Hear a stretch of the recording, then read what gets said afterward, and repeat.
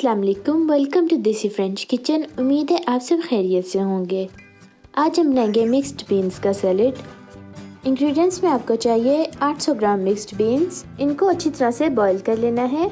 1 tablespoon लीमू का रस, half tea spoon chaat masala, ये हस्बे जायका है, हाफ टी स्पून नमक, यह भी हस्बे जायका है, 1 दरमियाने साइज़ का टमाटर, 1 टीस्पून चॉप किया हुआ पार्सली, 1 टीस्पून चॉप की हुई हरी मिर्चें, 1 टेबलस्पून चॉप किया हुआ धनिया, 1 छोटे साइज का प्याज और 1 teaspoon olive oil.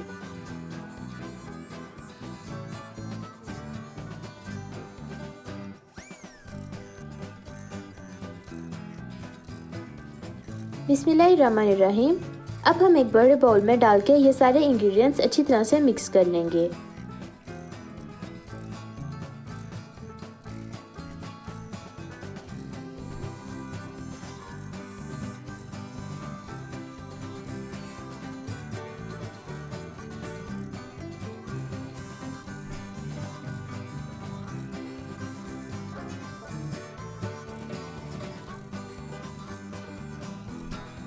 Mixed been salad हमारा रेडी हो गया है।